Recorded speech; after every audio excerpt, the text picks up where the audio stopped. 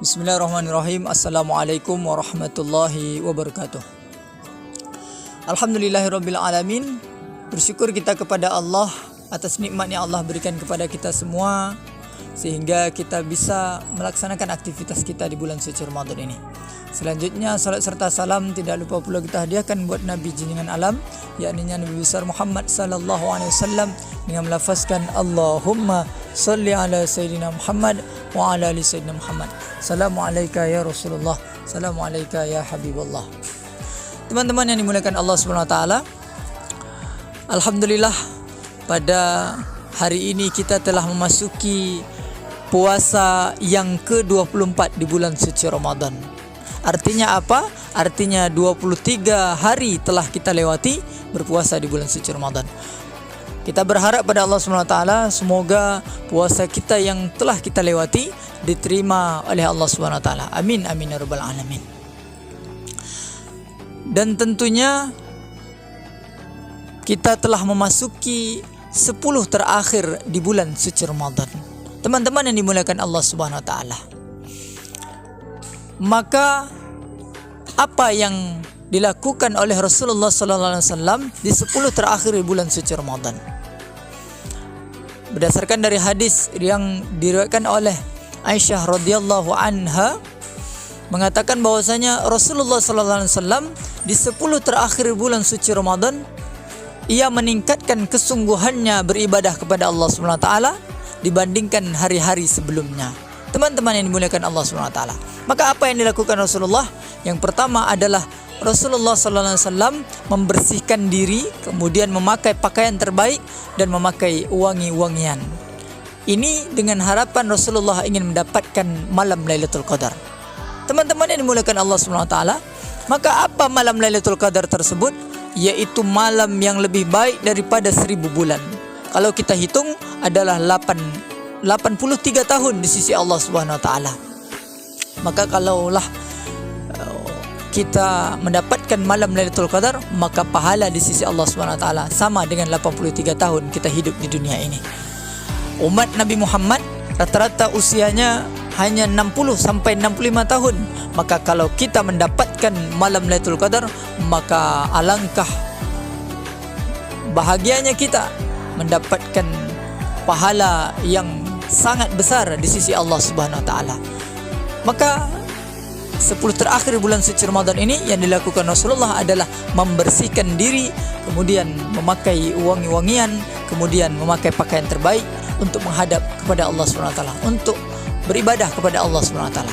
Namun teman-teman yang dimuliakan Allah Subhanahu wa taala, tidak cukup saja dengan bersih fisik kita, tapi juga harus bersih hati kita. Dengan cara apa? Dengan cara memperbanyak istighfar kepada Allah Subhanahu wa taala.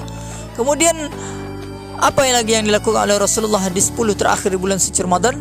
Yaitu adalah mengencangkan ikat pinggangnya, mengencangkan ikatan kainnya.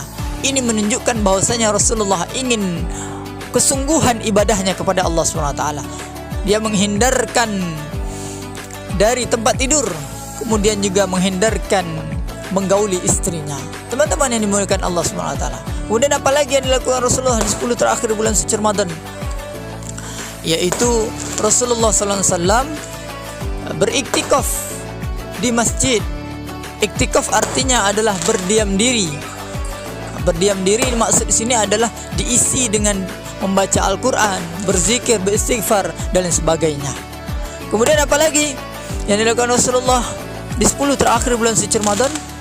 Ialah beliau membangunkan anak istrinya, menantunya untuk qiyamul lail. Teman-teman yang dimuliakan Allah Subhanahu wa taala. Dalam suatu riwayat dikatakan bahwasanya Rasulullah membangun istri-istrinya untuk melaksanakan qiyamul lail.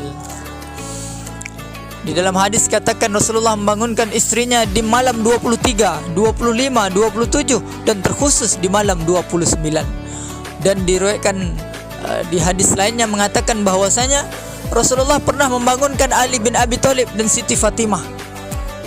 Membangunkan Siti Fatimah dengan bahasa bangun, bangun, solat, solat. Artinya apa? Artinya sangat pentingnya di 10 malam terakhir di bulan suci Ramadan ini kita untuk meningkatkan ibadah kepada Allah SWT. Oleh sebab itu, mari sama-sama kita sibukkan di 10 terakhir bulan suci Ramadan ini untuk beribadah kepada Allah SWT. Jangan sampai di 10 terakhir bulan suci Ramadan ini kita disibukkan dengan pergi ke bazar, pergi ke minimarket untuk membeli pakaian di bulan untuk pakaian lebaran nantinya. Jangan kita sibukkan di 10 terakhir bulan suci Ramadan ini dengan sibuk membeli bahan-bahan kuih untuk membuat kuih muih di lebaran nantinya. Jangan kita sibukkan dengan mempersiapkan, boleh jadi membuat lampu colok atau gerobak hias. Ini tidak masalah, tapi yang masalahnya adalah ketika kita sibuk dengan hal-hal yang duniawi sehingga kita lupa dengan hal-hal yang akhirat untuk bekal kita menghadap Allah Subhanahu wa taala. Tapi bagi orang yang beriman di 10 terakhir bulan suci Ramadan ini, tentunya ia akan merasa sedih, merasa galau karena Ramadan akan meninggalkannya. Oleh sebab itu, teman-teman yang dimuliakan Allah Subhanahu wa taala, mari kita maksimalkan di 10 terakhir bulan suci Ramadan ini untuk banyak-banyak beribadah kepada Allah Subhanahu wa taala. Karena kita tak tahu apakah Ramadan yang akan datang kita akan berjumpa dengan bulan suci Ramadan. Kita berharap pada Allah Subhanahu wa taala semoga umur kita panjang dan diberikan kesehatan oleh Allah Subhanahu wa taala hingga berjumpa dengan bulan suci Ramadan yang akan datang. Amin amin ya rabbal alamin. Mungkin itu saja yang dapat kami sampaikan. Lebih kurang mohon dimaafkan. Afwa minkum. Assalamualaikum warahmatullahi wabarakatuh.